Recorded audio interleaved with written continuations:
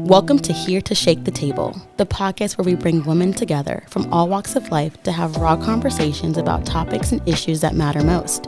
I'm your host, Ambee Stephens with EmpowHERment, an all-inclusive women's center that supports women professionally, personally, and all things in between. And in typical empowerment form, we are here to shake some tables. So pull up a chair, buckle up, and enjoy the ride.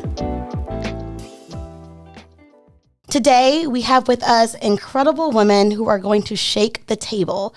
Next to me is Sarah Stone, our co-host and vice chair of EmpowHERment, my friend and mentor, Rita Lowman, and one of our advisory members who's incredible, Mrs. Chrissy Capri.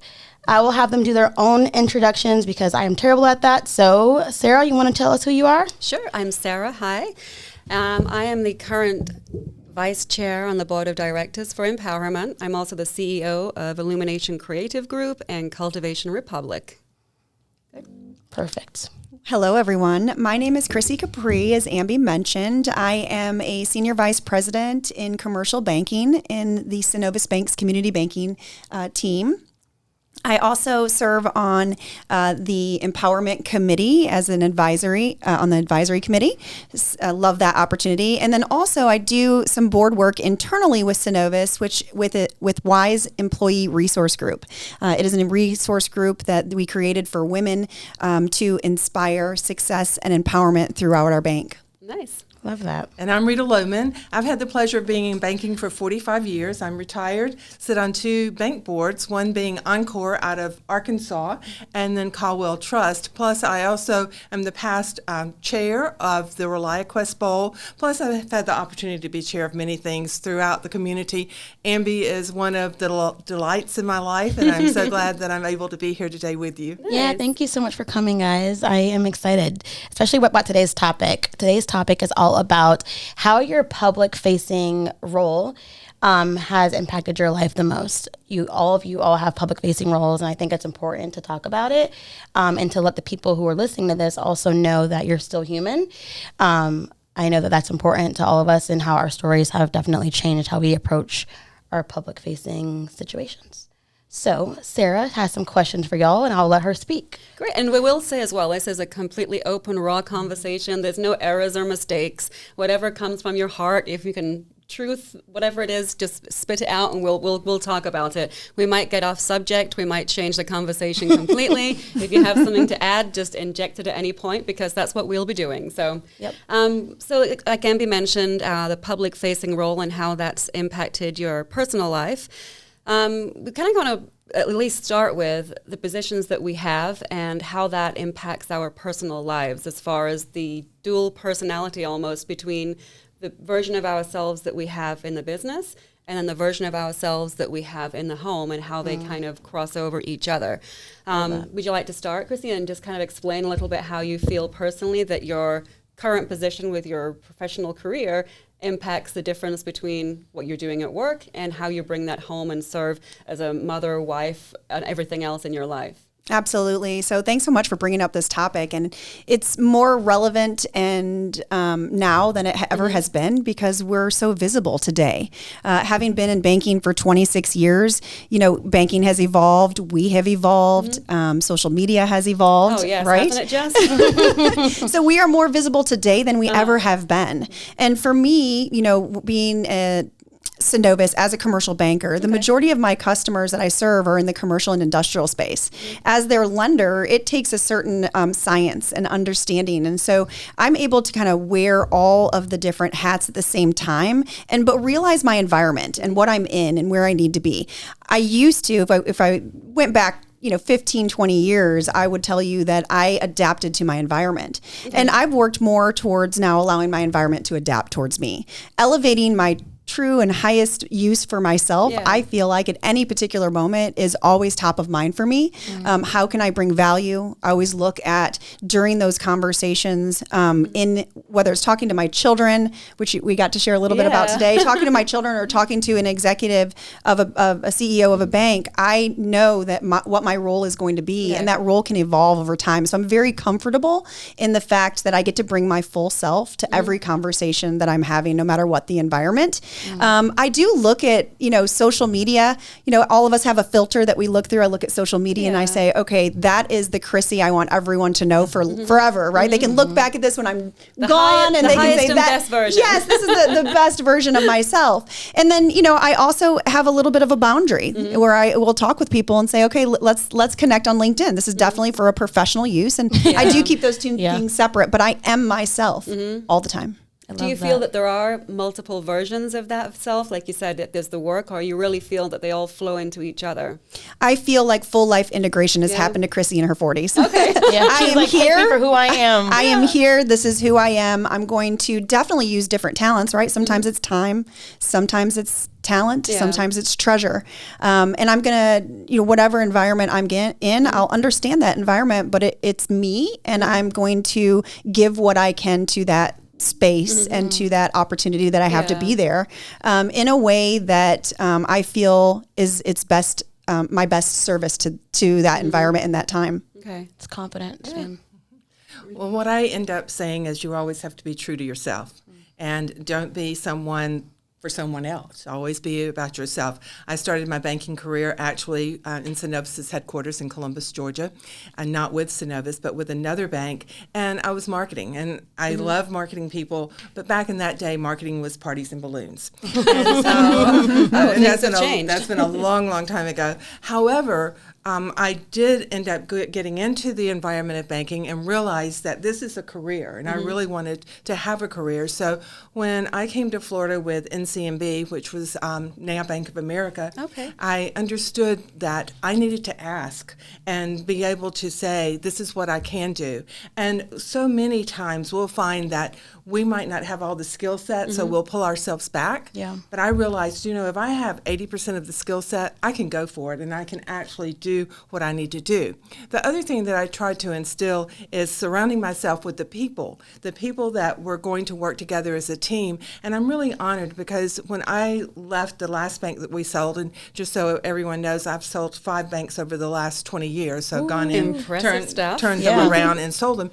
But what's even better is the fact that so many of those associates that would go with me have actually worked on our teams for the last 25, 30 years. So that having that same value and honesty, and I believe your integrity is so important, in whether it be in your home, whether it be in your work, out in the community, who you are in the community. And I always say this, I'm the bank is Rita. It's one and the same. And I think that's really important. When you think of Pilot Bank or C1 Bank, you were thinking of Rita. And when you saw Rita, you would think of the banks. And I believe that you integrate that together and you become really a value to your community and to your organization. And then you've got to think about what can you give back to the community. And I'm so excited because this week or actually next week and the week after, I'm giving quite a bit of checks out. Oh, nice. Because again, we give back to the community with some of the organizations that I handle, and then my husband and I do the same thing. But that's because the community's been so good to me. And I think that's really important as you continue to move forward. My kids knew that too. My kids were very giving. In fact, when Gary came home, Gary Jr. from Senegal, at Christmas, we were both at Metropolitan Ministries working together because that's something our family did for years when the boys were younger. Yeah. To your point, Rita, about like the bank being you being the bank, you guys, Rita and Chrissy, you both are on our advisory committee. Sarah is on our board. So just to be vulnerable, some of the things that I struggle with is that I'm trying to have a different identity outside of empowerment. I feel like it has, it's my entire world. So sometimes when you have a public facing image, it's hard to turn it off sometimes for me. So when I do have like personal things that I do not want the world to know about, I almost feel like I have to share it. And so I'm guessing my question to you is, do you all struggle with that as well? Where you're like feeling like because you have a role that's supposed to be public and vulnerable, that you have to share even those hard moments? Well, I have. I've shared some very hard times in our life, and I've been very open and honest with my son passing away February the 26th of 2020, and what that was about. I'm sharing the story again next week, and people always would say, oh, it seems like you just have this perfect life. There's no one that has a perfect life. Right. And we need to know that. But when I realized that our family story and his story could help others, then yes, Ambee, I realized that I needed to share that. And yes, if they put me with the bank, that's fine too, because it just shows that people in the community all struggle. And I say that two things. Every family has been touched by some type of mental health or addiction, and every family's been struck with heart disease or cancer. And, you look at that and you realize those are some things that are important to me, but mental health is very important. And now I've been much more vocal than I was probably 10 years ago on that subject. I think it's really nice to be able to see that, because I think it also, when you see, women like yourselves in these powerful positions, we have that level of, oh, well, that they're doing so great, and it's just, that's not my position. But when you start telling your stories and you start sharing those realities with people, it does make it more relatable, and it helps the business as well, because it makes them want to be part of that story that you're sharing, which is, I've heard your story at the brunch last year, and it's beautiful to hear, and it's moving, and it's inspiring, and it's touching, and it really does bring us together on a different level of sharing those personal stories. But it is difficult. We just had a conversation earlier about sharing parts of our own selves or our vulnerabilities, and I'm terrible at it. Like I just haven't found that empowering for me. But when I listen to other people's stories, I think, that's amazing. That those are inspiring stories that are important to share, and it makes us all almost like on an equal keel. Take us off a pedestal and be on the same level. I agree to that. I mean, I will just add that everybody's on their own journey, right? And so if you're feeling right now that you don't want to share, or that you need some separation, you need that. And that's you. And so embrace that. And, I choose at this point in my career and in my life to live my life out loud. I feel that, people understanding my vulnerabilities as well as my superpowers and me evolving them, right? Is part of the game. Like, and for me, when I don't focus on a result and I focus more on like how I feel or how I'm going to respond to something, it's more important for me to really understand that I'm sharing this sometimes with intent, sometimes without intent, but I'm sharing this and I'm okay with sharing this. So then I don't have to worry about what the end result of that is. But I do agree with you in the fact that keeping Facebook and LinkedIn separate is really important. And that's why they're there. That's exactly. Right. And you'll Instagram. see on, I haven't really gotten to that one very much. But anyway, on Facebook, there'll be times that you will see a little bit more of an emotional side to me. Maybe at the farm, something might be going on. You'll never see that side of me on LinkedIn. LinkedIn's always going to be very professional along those lines. And when I wrote my book, and I'll give a shameless plug, as I always do, From the Farm to the Boardroom, when I initially wrote the book, it was so interesting because it was about my career and how I had been able to really move up in a man's world, as you well know at the time. I mean, I sit around board tables and I have for years, and I've been the only woman. But what was so interesting is this ended up being the #1 seller for Amazon the very first week it was out. And then they did this, but it's really interesting because what had happened is Margie Manning, some of you may know, was with a Tampa Bay Business Journal. Her headline said, "Rita tells all on Bank of America and C1," or something to that effect. That was the headline about it. Well, of course, everybody was wanting to say, what is she telling? And of course, it was no secrets or anything like that. But this was very therapeutic for me. I'm now writing a second book, and it's therapeutic because, again, it's more about my son and our family's journey with what went on with his life and how he was able to touch people, but yet how he still had so many issues within himself. And, parents, a lot of times when you get home in the afternoon, you say, well, I need to separate work and I can't. I mean, I'm one of those that when I was working 24/7, but I always tried to be there for every special occasion that my children did. I thought that was really important. However, if I needed to be working at 10 o'clock at night, unfortunately, I was doing that. I've shared with people the first 8 years of my children's life, they were in 8 different schools. I was transferred that many times with Nations Bank, Bank of America. I don't recommend that for anyone. But at the time, it was, my career came way before yours, and I had to. I had to move if I wanted to move up in the bank. So you do what you think's best for you and your family, because I was thinking of the monetary values also. And I don't always recommend, doing the same thing. So what's right for you? Yeah. And I think as well, like one of the things I feel as women, how we are, like when you're raising a family and when you've got children, there is a slight, complete double standard as far as when you're stepping in or when you're taking time for your family, the questions that are asked of a woman and how they're managing a job or a career versus maybe a man that wouldn't have had the same question asked to them. Do you feel that either of you feel that you've kind of reached those questions or had those conversations with the people around yourself as far as questioning whether or not, you should be at home with your children or, and that's part of your public life as a professional woman, but as a mother as well? Banking has definitely evolved, and I'll probably say that 3 more times because when I started out my career, in the 90s, and, we had a very different standard and a very different, many different people were at the table at that time. And so I believe, I tried to stay very much into the mold. Okay. They wanted me to wear pants and pantyhose. You got it. That we should be wearing suit jacks. You got it. I even today I was like, oh, this is, I'm going to be sharing some things professionally. Maybe I should wear a jacket. It's still like embedded in me. And I changed my mind pretty quick and said, no, I'm going to wear what I feel comfortable in.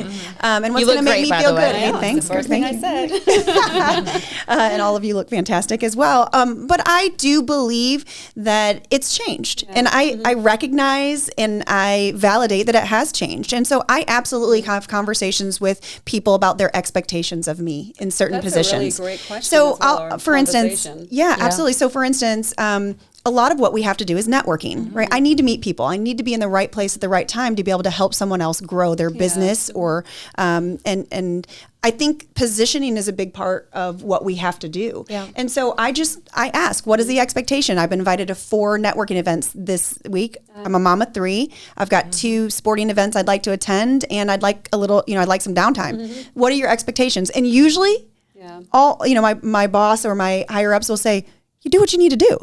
Perfect. And so when I take that pressure off and I don't set my own expectations, my expectations are I'm going to do everything. I'm going to do it perfectly. And, I take, I look at everything and really keep it in stride with life and realize, hey, what, if I go to 2 networking events this month and 3 next month, I'm going to feel good about what I did with my time. And I don't feel as though I'm missing opportunities. I feel as though the opportunities will come to me as I'm needed. Yeah, absolutely. And at least you're going to 2 at 100% as opposed to going to 4 at 50%. Or maybe at least something I do is like if I say I'm going to go to all 4, by the time I do the last one, I'm like done. And I'm just like, why did I even do this to myself? So then I'm giving myself a disservice and the people that are there. So it's better just to ask up front, can I even do this? Because sometimes you can't. And I do share with my children. They know that mommy, gets dressed every day and that I have a professional job. And they know that daddy throws on his chef coat every single day and that he's going to the restaurant. And so we talk with our children a lot about, okay, I've got a really important week this week. And these are the things I'm going to need to do. So you're going to see a lot more daddy helping with homework this week because I need to be out, doing networking events. Yeah. And I think, kind of getting ahead of that and it allows me to offer myself more grace and not feel as though I'm being pulled in different ways. Yeah. Has that changed over your career or how you manage those things, or you have those conversations with your husband or partner of, hey, I'm at this chapter in my life where I do need this assistance here, or I think that over time, when you're busier, you're able to have those more flexible with your partners of, hey, I need you to step up this time, or I need to go and take care of this. Like, does that kind of happen to you? Absolutely. I think I was fully 110% dedicated to my work until I had children. Okay. And so there's a certain level of me that says, I've paid my dues. I've been there while the other women had their children and stepped in and helped support them. I've been there to help many bosses move up to the next level. I've been there to help grow my career. And I look at my career a little bit differently now. I don't have this... I don't aspire to go up a ladder. Yeah. I aspire to help as many people as I can and be impactful to my community that I serve in any way I can. I also have to be impactful to my children and be present in their lives as well. So what has changed is me. Yeah. I realized that there had to be a shift in what I was doing, and I needed support to do that. As a planner, if I'm going away for the weekend, which doesn't happen often, or if my husband has a festival he's at this weekend, we need to pull in the resources. Yeah. And I will tell you, 15 years ago, I was not really good at pulling resources. Yeah. Would make me feel vulnerable, make me feel like I couldn't accomplish, or that I wasn't working to my full capability and that I still had more capacity. I could do it. Yeah. And now I say, okay, I have this week, this day, this moment, I'm going to dedicate time to this because it's what's most important to me right now. Yeah. And I work through that, but I absolutely call for help and call for resources. And I leverage those as best I can, but I also touch base with them and say, have I been using you too much? Thank you, mother-in-law. I couldn't do it without you. Yeah. But how are you feeling? That is a superpower, being able to ask for that assistance, I think, because I know personally I'm pretty terrible at asking for help, but I know it's right there. Like I know that there's an excellent network of women around me, but finding that inner voice to say, oh, I could do with some assistance. It's always there, and especially through EmpowHERment. I'll say shameless plug. EmpowHERment. You need some support. Ladies, do you need some help and support? It's really interesting because early in my career, we had nothing like that. We really didn't. And, I did Leadership Winter Haven when I was over there and did things like that. But again, it was a lot of men in that. And to be able to and I'll start mine with working women. As you well know. Absolutely. Because when Jessica decided to start that organization, and then when Ambee came up with this wonderful opportunity and organization, it was the things that women did need and did not have necessarily the support for in the past. But one of the things with my children is that if I was doing a transition, and I did over 20 transitions for various banks, they would come with me if they weren't in school. Oh, okay. And that way we were still together, but they were seeing what mom does and how it affects the next generation. And then that's another thing is I always look at the next generation.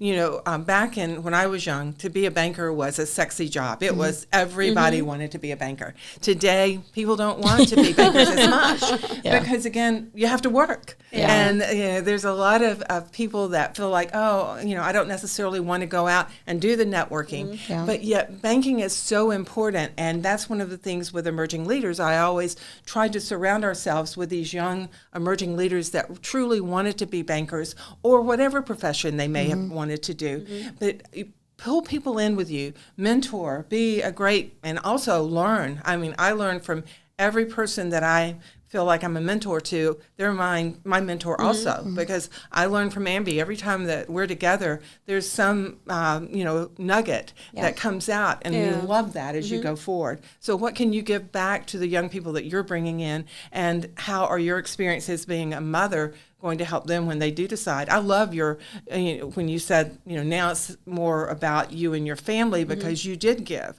during that period of time when others were having their children. Yeah. That's really, this really thought-provoking, because I don't know that I was quite that confident. Yeah. I'll tell you a really not a great story at all, but I was back, when I had my first son, I was back at work in 11 days. Wow. Now, the reason was two things. Back in my day, there was nothing, for family leave. There was no kind of family leave.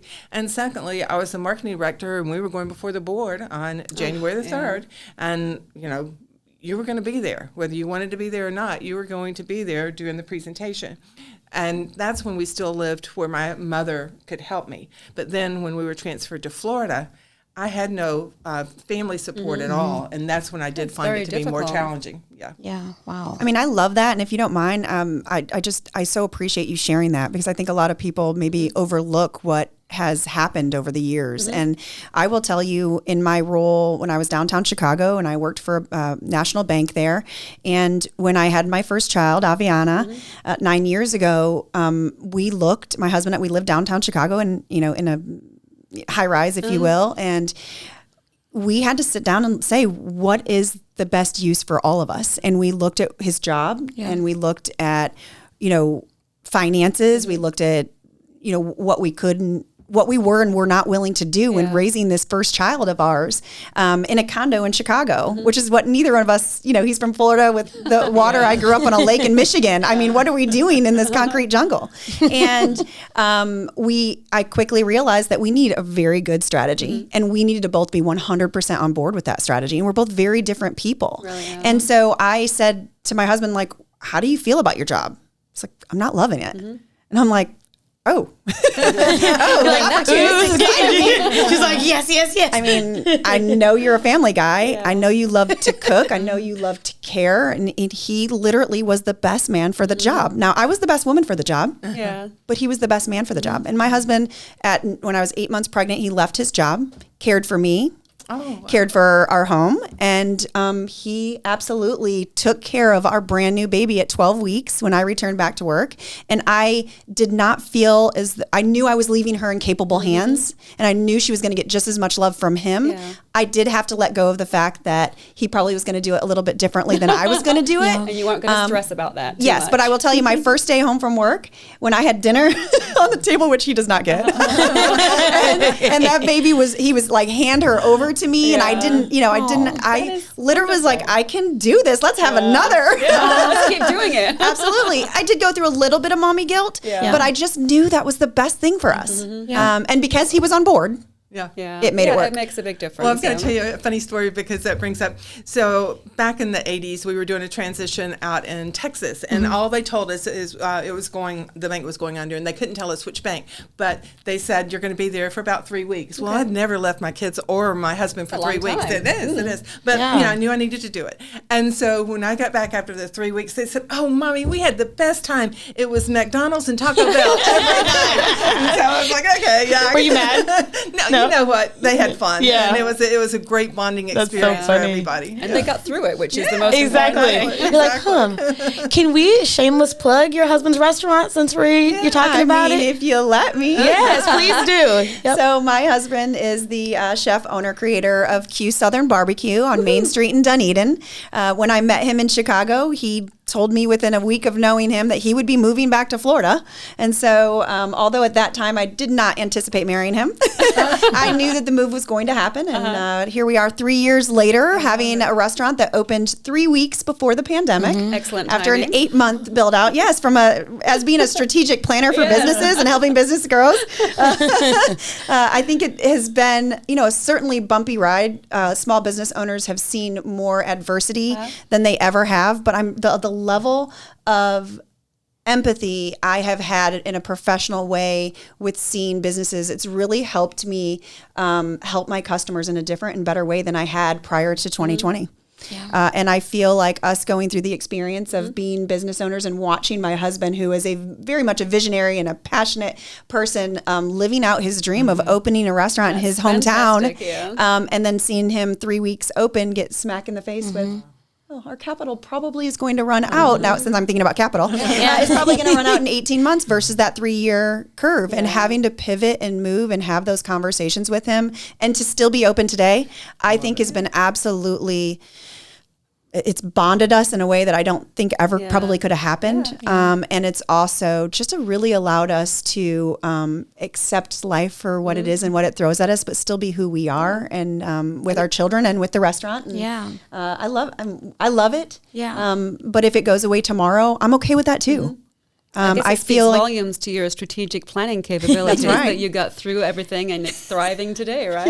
I'll put the feather in his cap because he did all the work. That planning, I need to get through that. That's good. No, I try to stay out of the kitchen as much as possible, but I'm so proud of him for sticking through it and for being here today. Yeah. Good for them. Good for both of you. Thank you. I guess talking of plugging, you have a book in front of you, Rita. Yeah, it is the book that I mentioned earlier, From the Farm to the Boardroom. It's a little bit about my career, going from, I do have a big farm in Georgia, and being able to go into a boardroom and making a difference. One of the things that you do in a boardroom is that you need to know how you can maneuver and be heard, because a lot of times people are not listening, and so therefore you have to work through that. And then I give a few leadership, but I love quotes. I absolutely love quotes. As Ambee knows, I put quotes out. I love your quotes, Once though. a month, Great. I put 4 or 5 quotes out because, again, it means a lot to me to see good quotes, or I shared with Richard Gonsmart, I took all of his quotes last month because they were so good. They're already there. Let's use them. Exactly. Rita, what's your favorite quote?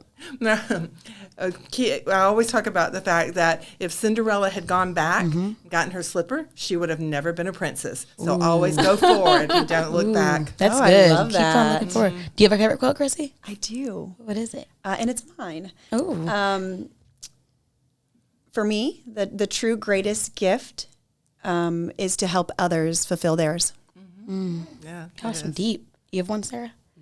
All right, I've got Sarah's too. All right, what's Sarah's? We have to all truly believe that people are doing their very best based on their own level of consciousness and awareness. Ooh. So Thank you for just got to offer that. talking. I got that from I you. knew Sarah said that. I got that from Sarah. One of my other small quotes is, a day without laughter is kind of like a wasted day. And that's pretty much how I live my life, is through giggles and hysteria and laughter, because that's how I get through everything, is just adding a little laugh to it and not taking it too seriously. Yeah. But Ambee, what about you? Since you're asking Y'all us. know my quote is, in a world full of paper chasers, be a purpose chaser. Right. Love it. That's all I got. Honestly, it was so funny. We're planning an event in a few weeks, and one of my partners was like, hey, like, what do you want to put on this quote? Do you have a different quote besides this one? And I was like, no, actually. That's all I got. Yeah, I'm like, just take that one and we'll just capitalize off that quote. Okay, guys. So before we leave here today, is there anything that you want the listeners to know about you or about your public-facing role, and how can you impact their lives? I mean, that's wonderful that you allowed this space for us to be here today, and thank you so much for allowing us to share openly. I would just say that we are the CEOs of our life. Mm-hmm. I am the chief executive officer of my life, and own that, be that. And I think that as we approach all of the opportunities like a CEO, how can we learn? How can we grow? What are our intentions? How can we move forward? What is our plan? That's you in your life. And so own that. I believe at some point in the world, we're going to get to the point where we each can say, I am undefined. I am way too complicated, way too dynamic, way too complex for anyone to define me in a title. So I embrace, and I challenge everyone to embrace that I am undefined. I love that. Dang. Happy Friday. I know. That was a great one. Well, as I mentioned earlier, is you need to be true to yourself and not try and be something that you're not. I feel like that we really know who we are inside and out, and that's what needs to be portrayed. When somebody says, oh, I was afraid to say hello to you or to talk to you, that bothers me, because, again, I'm not that type of person. I mean, I sit down and have a conversation, and I receive them all the time asking me, will you just give me 10 minutes of your time? Absolutely. And it may be by phone. I may not be able to do that, but I'm always here for anyone that needs me. And I think that's really important, that we're there to support each other, and that support comes back to you tenfold. Absolutely. And Rita, I just have to thank you for paving the way. I know I haven't been in Florida for very long, but I've heard your name in so many circles, and people speak so highly of you. And so thank you for paving the way for women like me to be able to be and do what it is that we do today. Oh, thank you. I appreciate that. I was going to say the exact same thing, so that we were in the mind. I was going to say that I met Rita at an event, and when you look at her bio, you're like, oh my gosh, like, I'm never going to talk to her. And I think you reached out to me, and we had lunch together, and it was awesome, because you think about people giving you an opportunity, and someone who, to your caliber, was able to mentor me and sit down and make me feel seen and heard. And I think that's a big part of our growth today. So thank you. And also you, Chrissy. Y'all are on the same. So we appreciate y'all. That. Thank you. Thank you for joining here to Shake the Table today. We had such an amazing conversation. I hope that we can continue these conversations and continue to grow and be undefined.